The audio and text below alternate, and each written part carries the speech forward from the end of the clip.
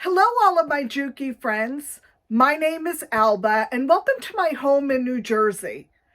Today, I'm going to be talking to you about the JUKI Sai machine.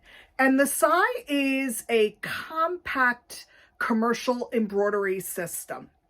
JUKI partnered with Tajima on this, Tajima being the leader in embroidery machines and JUKI being the leader in commercial sewing machines. It seemed like a great partnership, and it really is.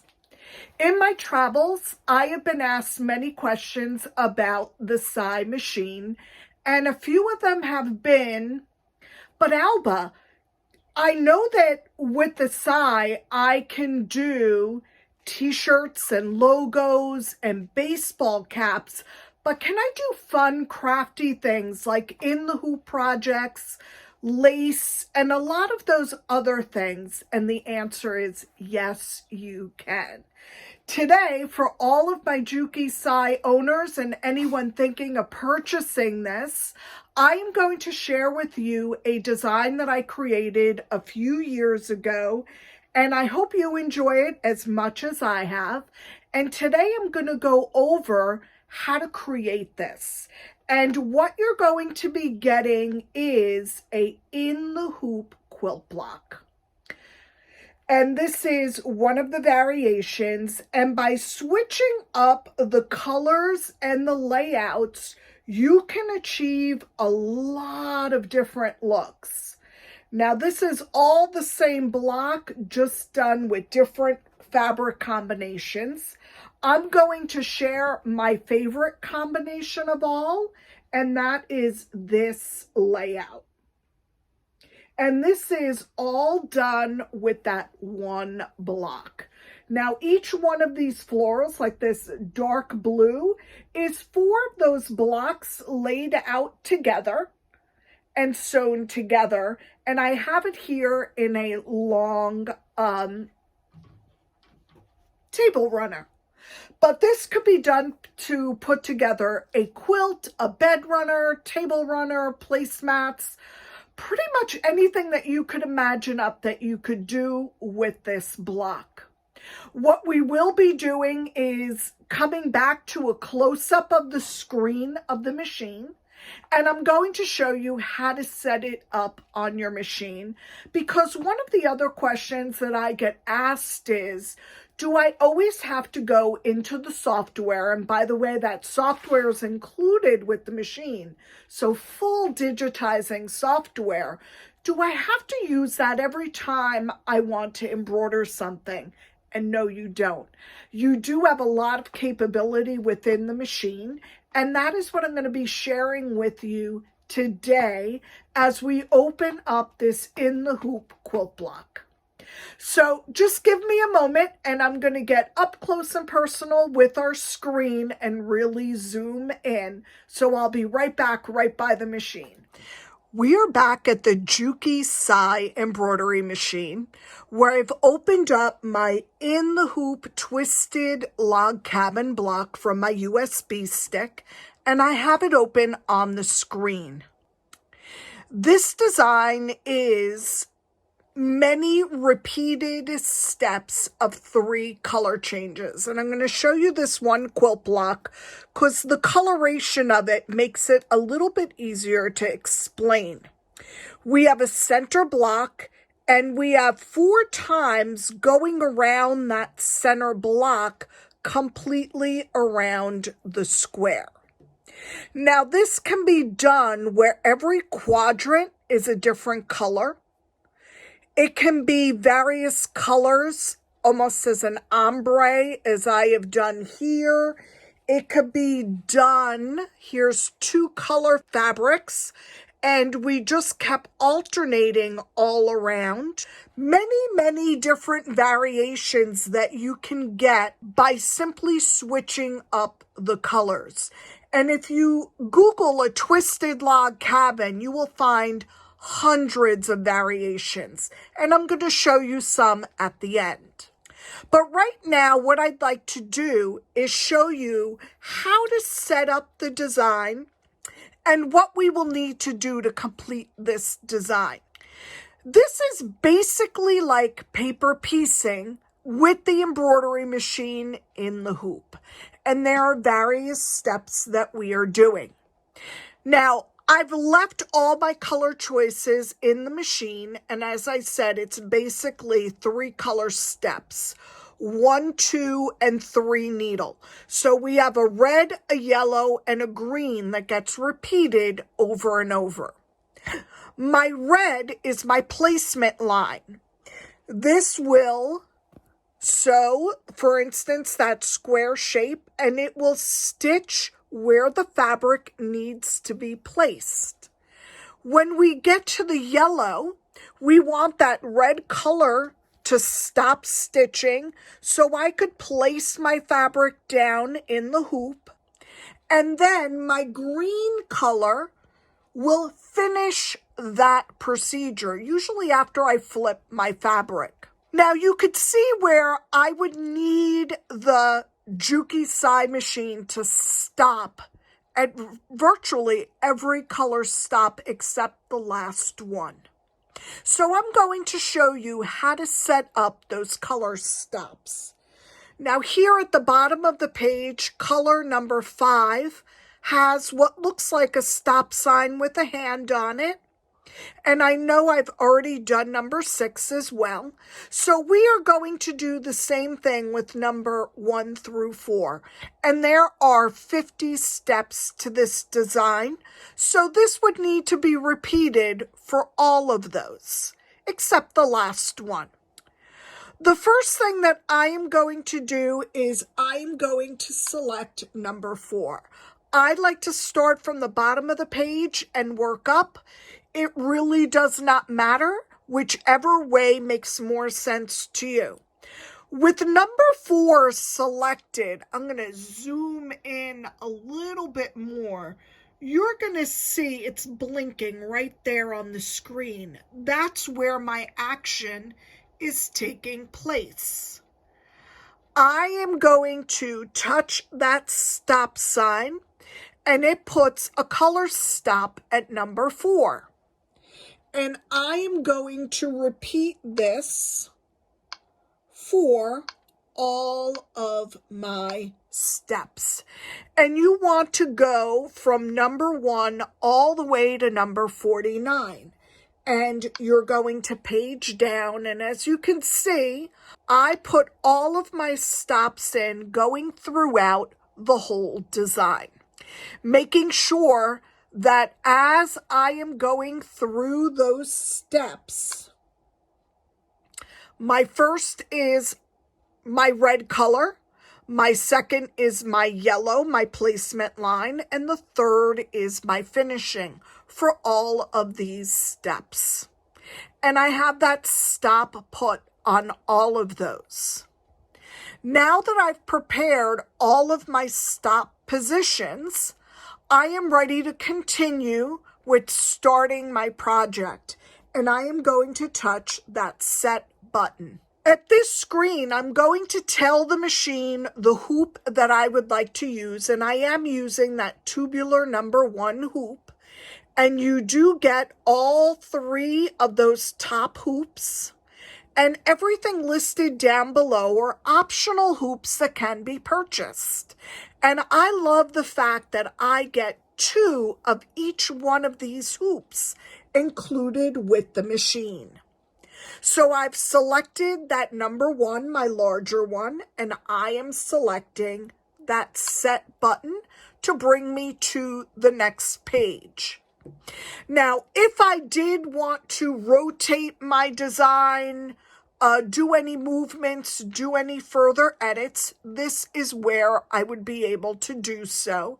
And I could also choose my orientation, which I really like working from the center. So I'm going to leave everything here and touch that set key.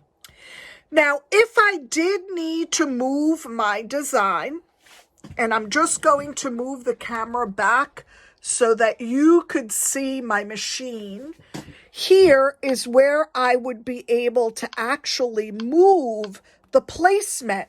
And look at how nice that lit up crosshair is for where the center of my design is. So really nice actions here. And I'm going to touch set because everything looks good. Now at this point, my machine is going to trace to further let me know that my design will fit into my hoop and that everything is on track. I've touched trace and you see my machine moving. And that is that outer perimeter of the design of where this will go. If you're doing embroidery designs around a pocket, this is so helpful.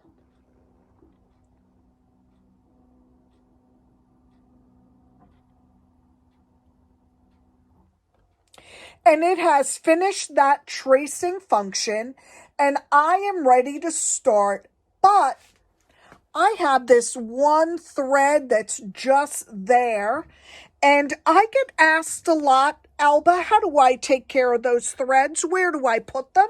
What do I do with them? And I am going to show you how to take care of that right on the screen. So right on the screen, we're going to go to that icon, and I'm going to just zoom in. It is my needles with arrows going right and left. And when I touch that, it allows me to take action to those machines. And I am going to touch my arrows and go to different positions of my machine. And I want to go to needle number 1. And how do I know that I want to go to needle number 1? I'm going to show you right on the face of the machine that each needle is numbered, and my needle number 1 is the one that has that thread hanging there from me threading that needle. Now, if I touch that scissor and it turns yellow, it has now cut my thread and brought that to the back of the machine, eliminating my thread tail. Isn't that just wonderful? I am going to touch that back button, and we are now getting ready to start with our embroidery. So I'm just going to move the position of my camera so that you could get a little bit of a wider view of what we're doing. So I'll be right back. Before we get started with the embroidery process, I wanted to go over some of the supplies that you will be needing to complete this. The block is that twisted log cabin, which is a 5-inch finished block, 5.5-inch trimmed block that we will be making. So some of the supplies that you will be needing are some sharp, small scissors, your choice, whatever is most comfortable for you. I like to use embroidery perfection tape, but masking tape, painter's tape, something to hold down your fabric as you are stitching those final steps, something that will not leave a heavy residue. The stabilizer that I am using is a cutaway stabilizer, and I do recommend this. Most of the times when doing embroidery, people tend to use a tearaway stabilizer that tears, and as you're trimming, if you use a tearaway, it just may do that and tear, and you will not be able to complete your design. So I am using a soft cut 2 1/4 ounce cutaway backing. And as you can see, this is a really soft to the hand. And here are 2 others that are also very appropriate. So anything soft that will not tear away, you do want this to be a cutaway, as it will remain with your quilt block as you are doing this. Now, I recommend doing this with 2.5-inch strips of fabric, and here is one from a jelly roll. And I know when I am typically sewing and I see those pinked edges, I absolutely hate it. But this will become your friend and really guide you in how to place the fabric. Now, my white fabric is not from a jelly roll. It is from cut yardage of fabric. And the only preparation I did to this is I ironed and starched the fabric so that when I fold over, it holds a crease really nicely.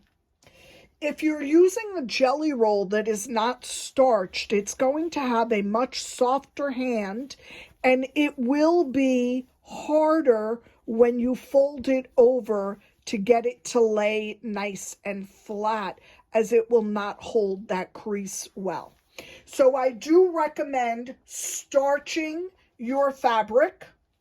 Now I will be using 2 colors, but how many colors you choose to use, you can do that. And I'm going to be demonstrating using 2.5-inch strips of fabric because of pre-cut jelly rolls. This is a great way to use up those leftover scraps and pieces of those jelly rolls to create a scrappy block.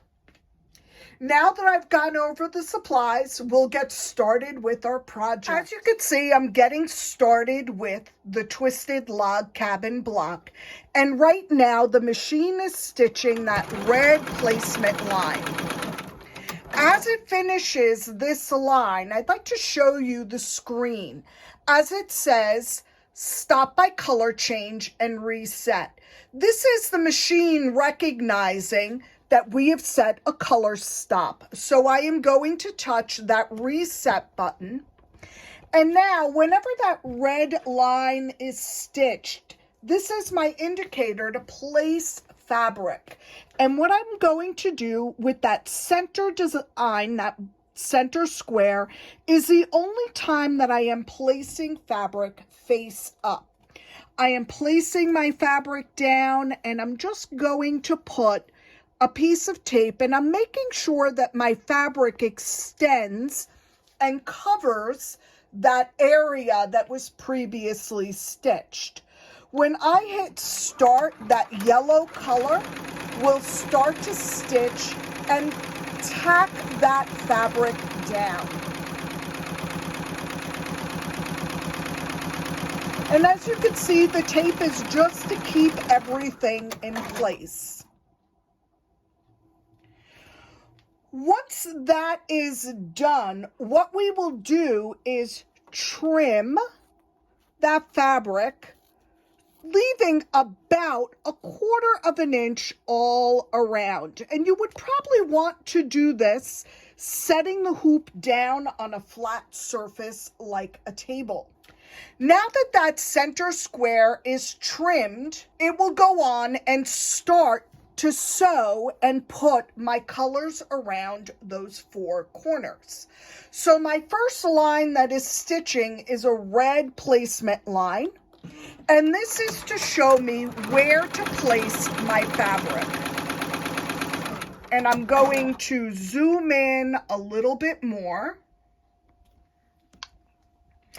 I will be choosing a different color at each quadrant to make this easier to follow. Now I am placing a strip of fabric down, and this is right sides together. So right side to right side. And I'm placing this down so that it just overlaps slightly, and I'm covering that 1/4 inch seam allowance that I cut. And by the way, that 1/4 inch seam allowance does not need to be precise. Now I'm going to place a piece of tape just to hold it down. And now I will be stitching my yellow line, which will sew down my fabric. And as you can see, that has stopped. And now I will need to flip over my fabric, and I'm just going to hold that in place. And you can see that once you starch the fabric, it makes it really easy to fold over. Now, as I'm touching this and it is in the hoop, just have very gentle hands and not put a lot of pressure down on that hoop.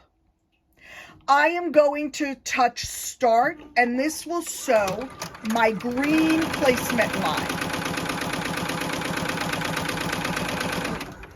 And that is the first of that 4 corners in that go around. Now I am just going to trim some of that excess, but that top area, I am going to leave that until all 4 areas are done. And I'm going to go around once or twice more so that you get this instruction. I'm hitting start and it's going to that red needle.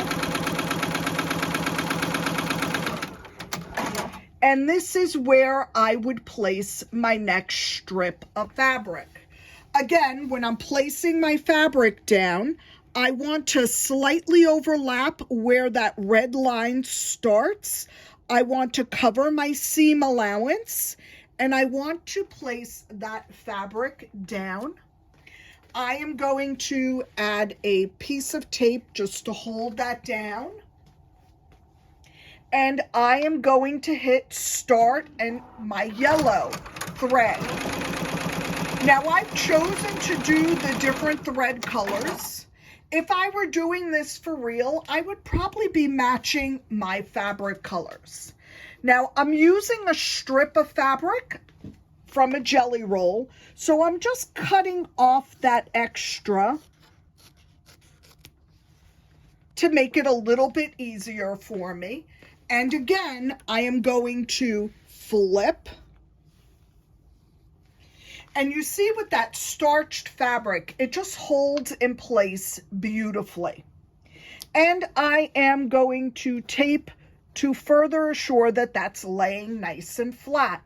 And now I'm at my green color, and that will hold this in place.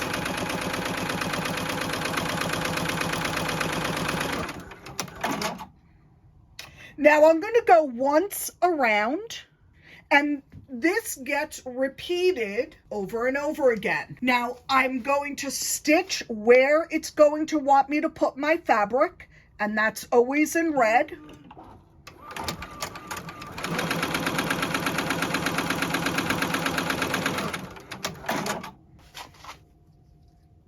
And the bulk of my fabric always goes towards the inside of that center square.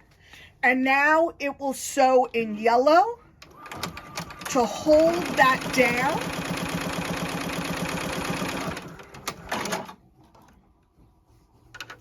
And I am just going to fold that over, and I am going to tape that down.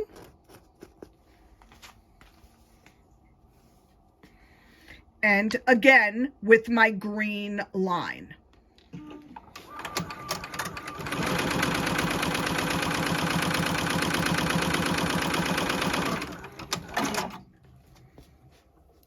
And because I have that strip, this happens to be a jelly roll, I am just cutting that excess, making sure when I do cut, never to go into that stabilizer and fabric base.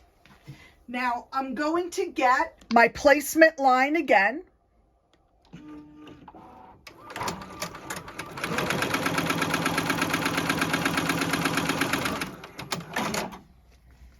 And you guessed it, those same steps are repeated. Now the fabric goes in towards that center square, and I am just going to tape that to hold it in place. And now it will sew that yellow line.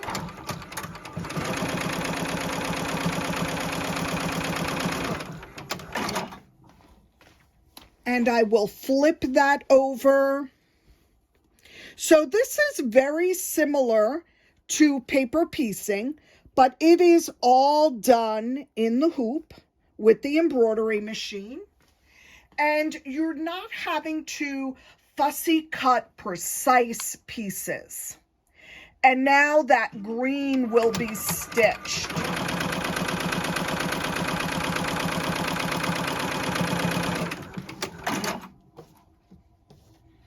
I'm going to just trim that down a little bit so that I don't have all that excess from my jelly roll. And I'm going to remove my hoop and come and place it on the table for further trimming. So just bear with me 1 minute while I get to that table area where I will be trimming. So I'm just removing my hoop from the machine and coming to my table. Now, when you're trimming, you want to trim leaving about 1/4 inch and making sure not to cut that base. Now, if you're repeating and doing multiple blocks, the piece that you're cutting off, if you're using a 2 to 2.5 inch strip, will be enough to do another block.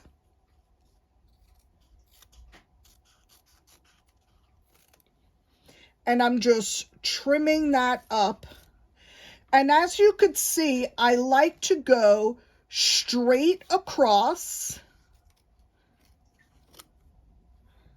leaving that piece big enough, and then cutting that end off.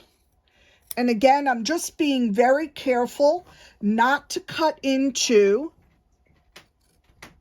my stabilizer.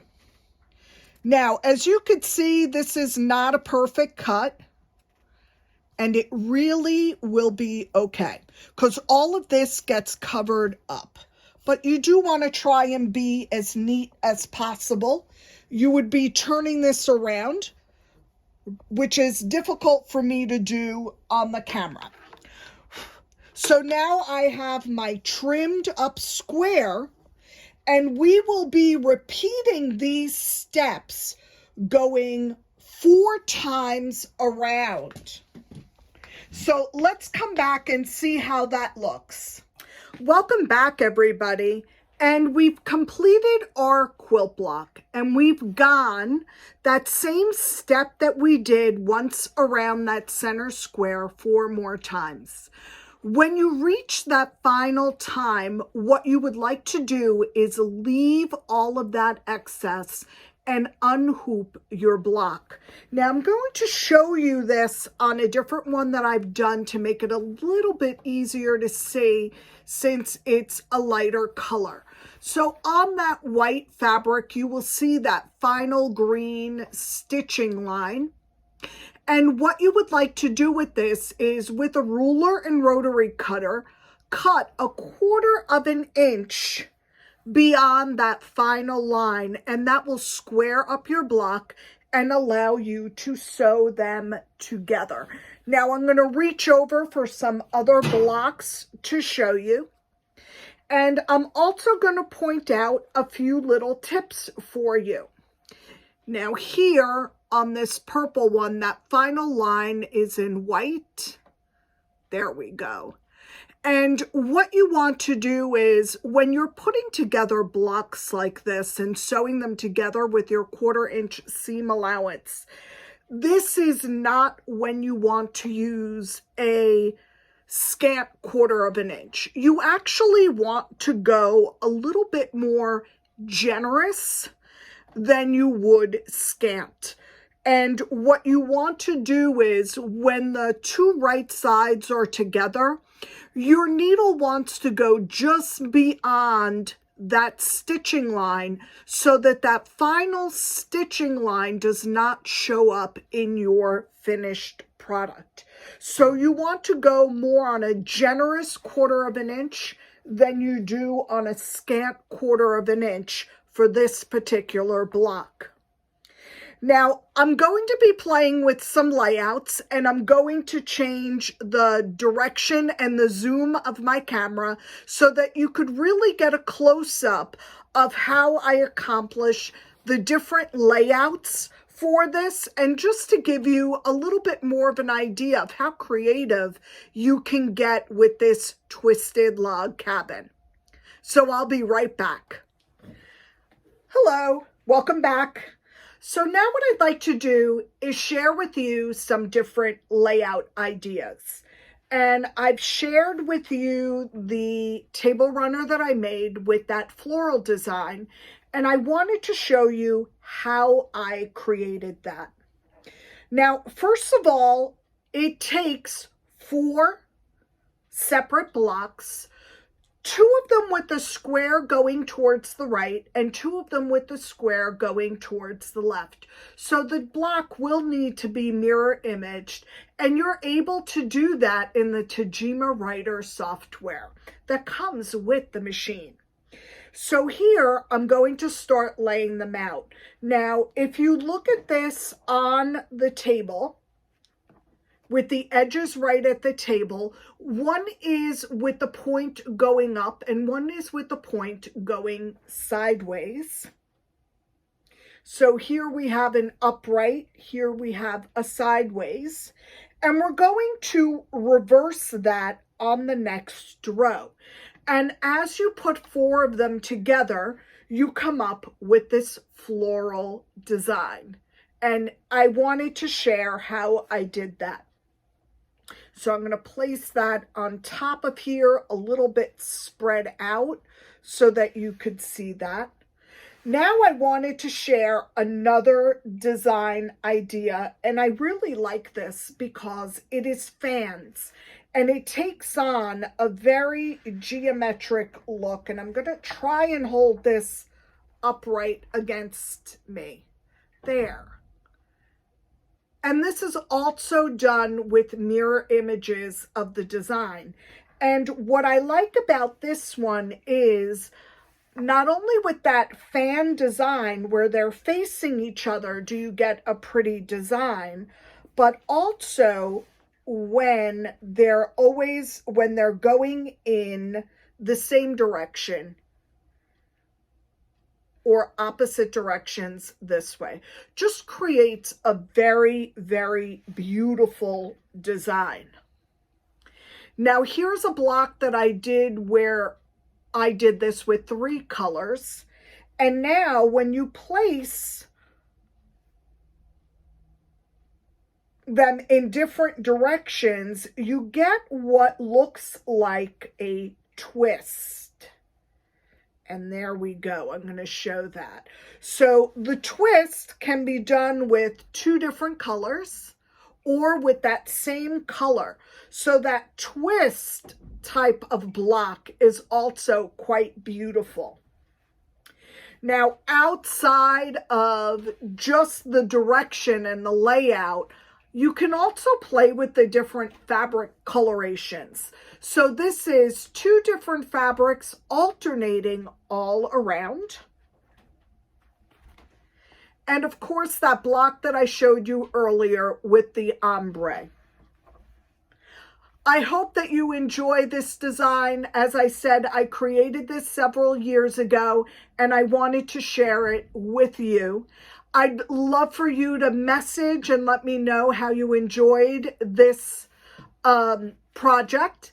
And also send me pictures of the projects that you make with this design. I would love to see how creative you get. Bye-bye until we see each other again next time.